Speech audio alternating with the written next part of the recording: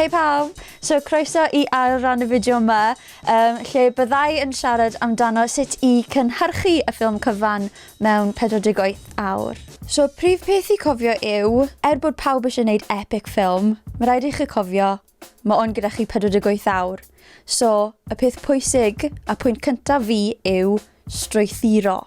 Nid cysadleuaeth am pwy sy'n gallu creu y ffilm gorau yw hwn, cysadleuaeth am pwy sy'n gallu cyflwyno y ffilm mewn 48 awr. Os ych chi'n trio wneud ffilm really epic a really amazing, you'll get carried away. A wedyn, bych chi ddim yn gallu rhoi y ffilm mewn amser. So newch yn siŵr mae fe'n ffilm chi gallu gorffen mewn 48 awr a actually lanlwytho I herfyn fer. Sticio efo'ch syniad cyntaf achos dim amser I newid. Teitl, strwythuro.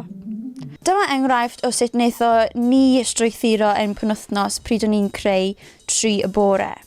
Yn gyntaf, anelu a treulio 50 I 60% o'ch amser tuag at golygu. Fel arfer, mae pobl yn meddwl y mwyafrif o'ch amser chi'n gwario yw pryd chi'n ffilmo'r prosiect, ond na, mae hwnna'n actually yn anghywir. Chi'n gwario mwyafrif o'ch amser pryd chi'n actually rhoi y ffilm at ei gilydd, pryd chi'n golygu'r ffilm. Proses ffilmo just fel casglu'r cynhwysion I gyd. A wedyn ni'n mynd I pob i'r cacen wedyn yn y golygu. Yn ail, mae rhaid I chi bod yn rili llym d'ch amser. So pryd ych chi'n ffilmo, peidiwch a trio fod yn rili creadigol a trial ongle gwahanol a newydd. Just casglwch popeth a wedyn symud ymlaen. Os mae'r teg cyntaf chi'n neud yn dda, perfect. Checklist, move on. So nawr ni'n mynd I siarad am cyn cynhyrchu. Random, ond dyma quote gan Abraham Lincoln.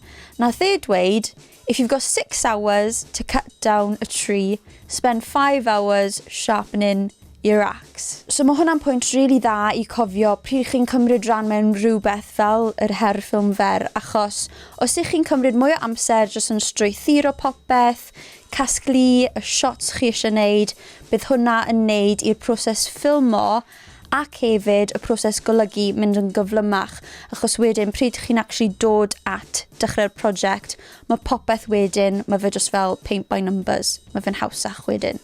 Pryd fi'n gweud shot list, newch yn siŵr bod pob scene gyda every single shot ynddo fe. So sdim gwagle I chi trial fod yn creadigol neu slipo rhywbeth ychwanegol mewn.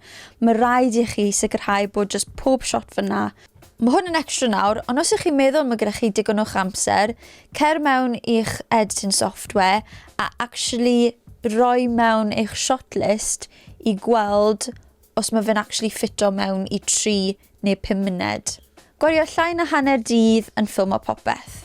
So cymryd wedyn dydd neu dydd a hanner just I golygu popeth, rhoi mewn y sound effects, caneuon, cerddoriaeth a popeth fel na, a wedyn rhoi fel awr lan I awr a hanner just I rhoi amser I chi exportio'r fideo a wedyn lanlwytho fe a danfon y draw I hans, achos God forbid y stress os mae Wi-Fi chi'n araf.